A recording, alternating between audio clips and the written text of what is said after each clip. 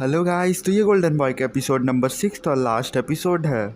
इस एनिमी का प्रोटैगनिस्ट का नाम किंतारो ओए है, जो एक फ्री लोडर है। ये टोक्यो यूनिवर्सिटी लॉ का स्टूडेंट था, जिसने समय से पहले अपनी सारी पढ़ाई कर ली और कॉलेज से ड्रॉप आउट हो गया और ये शहर से शहर जिंदगी के असल मीनिंग को मालूम करने के लिए घूम रहा है। अपनी जर्नी के दौरान ये हर तरह के काम को करता है, किसी भी काम को करने से कतराता नहीं है और ये अपने सफ़र में जितने लोगों से मिलता है उन सभी पर एक नोट बना लेता है।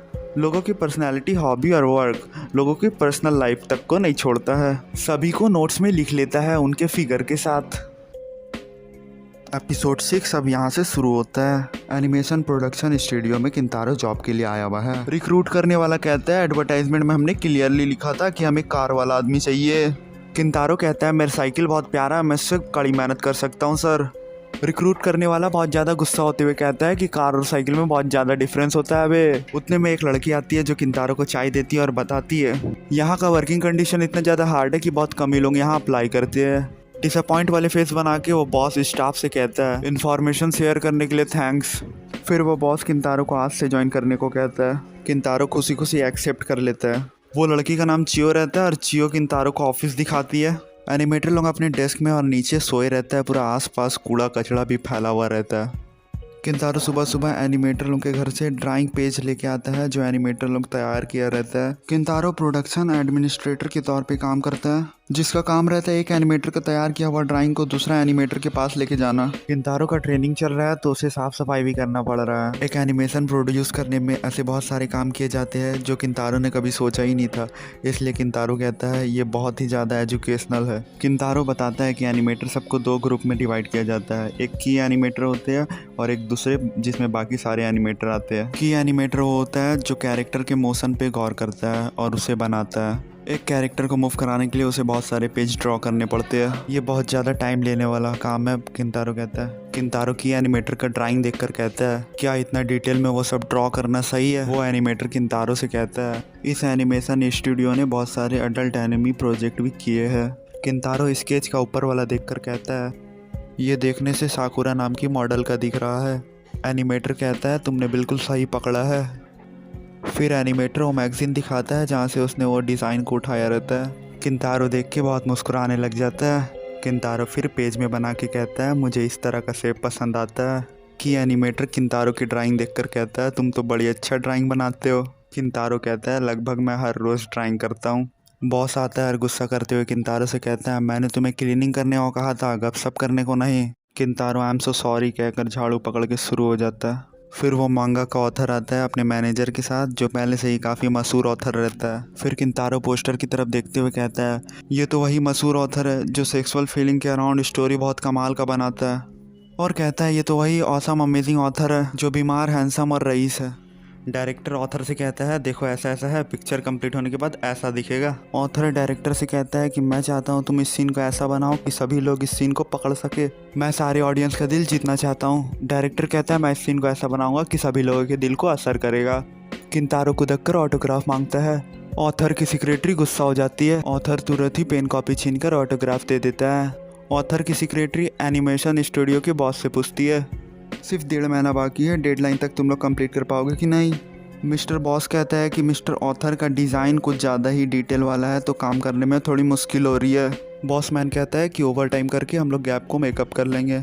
ऑथर की सेक्रेटरी कहती है, अगर मेकअप नहीं हुआ तो तुम्हें प्रॉब्लम होने वाला है, कहकर चले जाती है। किंतारो तुरंत ही सेक्रेटरी का पर्सनैलिटी लिख लेता है अपने कॉपी में फिगर के साथ। एक एनिमेटर किंतारो का डायरी देख के कहता है, सही में किड तुम अजीब हो। किंतारो का काम दिन भर दिन बढ़ता जाता है। किंतारो एक ऑथर के जरिए किए हुए पेज को दूसरे ऑथर के पास लेके जाता है, पीठ में बॉक्स बांधकर। कहता है, ज़्यादातर एनिमेटर घर से काम कर रहे हैं, सभी का टाइमिंग एक दूसरे से अलग अलग है, मुझे दिन रात काम करना पड़ रहा है। सारे की एनिमेटर का एक मैनेजर की एनिमेटर रहता है जो सभी के डिज़ाइन को एक दूसरे से कंपैटिबल बनाता है। मैनेजर का डिज़ाइन देखकर किंतारो बहुत ज़्यादा इम्प्रेस्ड हो जाता है।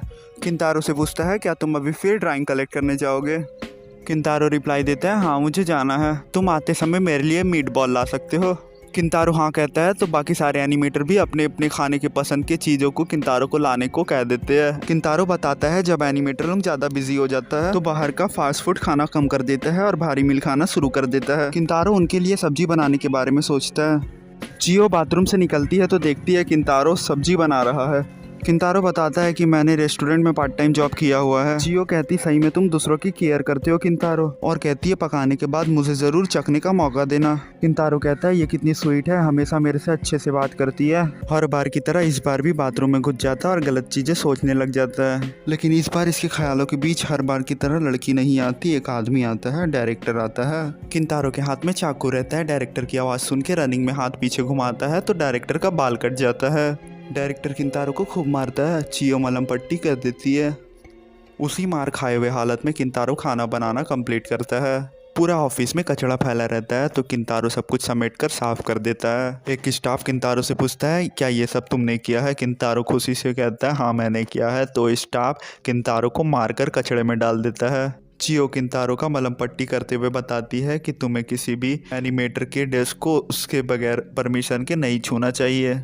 ऑथर की मैनेजर आती है और बॉस मैन से कहती है ये कैसा तुमने मुझे प्रोग्रेस रिपोर्ट दिया है?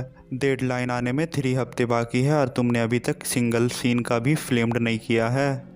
बॉस मैन कहता है सब कुछ सही है, इस हफ्ते से हम लोगों ने फिल्मिंग शुरू करने का फैसला किया है। ऑथर की मैनेजर पूछती है क्या तुम्हें विश्वास है तुम डेडलाइन तक कंप्लीट कर लोगे?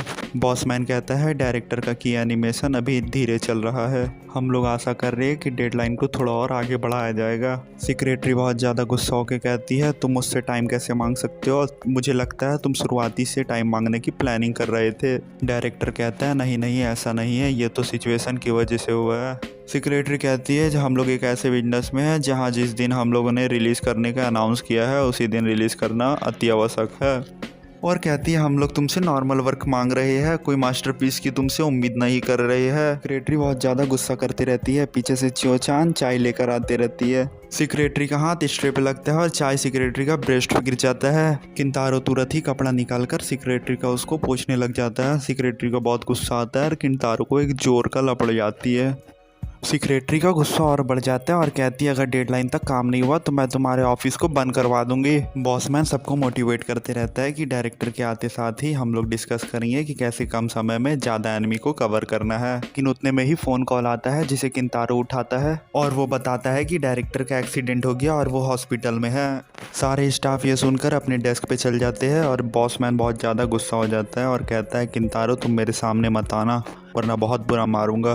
किंतारो जाकर चियो से कहता है कि इतना ज़्यादा सैड मत हो चियो। चियो किंतारो से थैंक यू कहती है और कहती है अगर तुमने सेक्रेटरी का वहाँ हाथ नहीं दिया होता तो मुझ पे चाय गिराने का ब्लेम आया होता। किंतारो कहता है ये बिल्कुल कोइंसिडेंस है, मैंने ये जानबूझकर नहीं किया। किंतारो एनिमेटर से कहता है काम शुरू करिए सर। एनिमेटर कहता है कि डायरेक्टर बेड में सोया हुआ है, हम सबके काम को गाइड और चेक कौन करेगा। किंतारो कहता है पेज रेडी होने के बाद मैं हॉस्पिटल लेके चला जाऊंगा। फिर एक एनिमेटर कहता है कि अभी ऐसे बहुत सारे शॉट है जिसका सीन कैसे करना है वो अभी तक डिस्क्राइब ही नहीं किया गया है और कहता है बगैर प्लानिंग के एफर्ट लगाने से हम लोगों को कुछ नहीं मिलने वाला है। किंतारो कहता है क्यों ना हम लोग डिज्नी की तरह कंप्यूटर यूज़ करते हैं एनिमेशन के लिए। एम्प्लॉय कहता है कि सीजी बहुत महंगा होता है और बहुत ज़्यादा टाइम भी लगता है उसमें भी, और अगर हम लोग किसी सॉफ्टवेयर कंपनी को जानते तो शायद ऐसा कुछ हो सकता था। किंतारो तुरंत ही वो एनिमेटर से कहता है हाँ मेरा एक दोस्त है जो कंप्यूटर सॉफ्टवेयर बनाता है, उसका कंपनी है, अभी मैं उससे बात करता हूँ।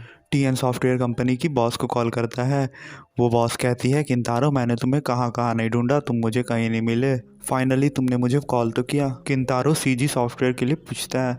वो कहती है तुम लेने आओगे ना? किंतारो कहता है हाँ, ये सॉफ्टवेयर वाली लेडी एपिसोड नंबर 1 से है। और एक एनिमेटर कहता है कि हमें स्विमिंग पूल में तैरता हुआ बच्चों का वीडियो चाहिए रेफरेंस मटेरियल के लिए। तो किंतारो स्विमिंग पूल वाली इंचार्ज को कॉल करता है। वो इंचार्ज खुशी खुशी किंतारो को वीडियो बनाकर देने के लिए रेडी हो जाती है। बॉसमैन देख के चौंक जाता है कि किंतारो का पहुंच कहाँ कहाँ है। किंतारो हर एम्प्लॉय को अपना एक्स्ट्रा एफर्ट लगाने के लिए पुश करता है। फिर नरीको एनिमेशन ऑफिस में आती है। एपिसोड नंबर 2 वाली लड़की कहती है मैं गनैया नूडल शॉप से, क्या आप लोग मेरा नूडल खाना पसंद करेंगे? सारा एनिमेटर लाल होने लगता है तो किंतारो अपने नोटबुक में नोट करता है कि एनिमेटर लोग नायको जैसी लड़कियों से लाल होते हैं। फिर बॉसमैन को कॉल आता है कि वॉइस एक्ट्रेस काम पर नहीं आ सकती है। तो किंतारो तुरंत ही कहता है कि मैं लड़कियों को जानता हूँ जो बातें बनाने में ज़रा सा भी नहीं शर्माती है, और एपिसोड नंबर 2 वाली लड़की को बुला लेता है। साउंड एडिटर कहता है कि ये लड़की लोग तो कमाल की है, इन लोगों ने ज़रा सा भी शर्म नहीं दिखाया। बॉसमैन रोने लगता है कि अगर आज लैब वर्क एनिमेशन का नहीं हो पाया तो एनिमेशन सही टाइम पे रिलीज़ नहीं हो पाएगा। गवर्नमेंट की तरफ से जांच होती है कि ये तुम्हारा अपना ही प्रोडक्ट है ना। डायरेक्टर कहता है गोल्डन बॉय किंतारो तुम ही हमारी आखिरी होप हो। किंतारो कहता है आखिरी होप मैं नहीं, ये रेसिंग गर्ल है। फिर एनिमेशन डिस्क को रेसिंग गर्ल को देता है। रेसिंग गर्ल लैब की ओर बहुत रनिंग में निकल जाती है। ऑफिशियली मूवी रिलीज करने से पहले एक बार डेमो मूवी चलता रहता है। किंतारो बहुत ज्यादा एक्साइटेड रहता है, लेकिन जब वो देखता है कि सारे एनिमेटर का मुंह उतरा हुआ है और सोचता है कि मैंने इन लोगों को इतना पुश किया, लगता है इन लोगों ने खराब बनाया है, तो वो चुपके से निकल के भाग जाता है। मूवी ट्रायल खत्म होने के बाद तक बॉसमैन का मुंह लटका रहता है। मूवी खत्म होने के बाद सभी ताली बजाने लगते हैं और ऑथरमैन खड़ा होकर चिल्लाने लगता है ये मूवी मैंने लिखी है, ये मूवी मैंने लिखी है। सेक्रेटरी बॉसमैन से हाथ मिलाती है और कहती है तुम लोगों ने बढ़िया काम किया। एम्प्लॉय दौड़ते हुए आता है और बताता है कि बॉस बॉस किंतारो जा चुका है। सारी लड़कियां हड़बड़ा जाती है और कहती है किंतारो इस बार हम तुम्हें जाने नहीं देंगी, और उसके पीछे भागना शुरू कर देती है। लेकिन किंतारो काफ़ी आगे निकल चुका रहता है। और प्लीज़ भाई जाने से पहले सब्सक्राइब कर लीजिएगा, बहुत इजी चैनल सब्सक्राइब होता है, मैंने बहुत किसी का किया है।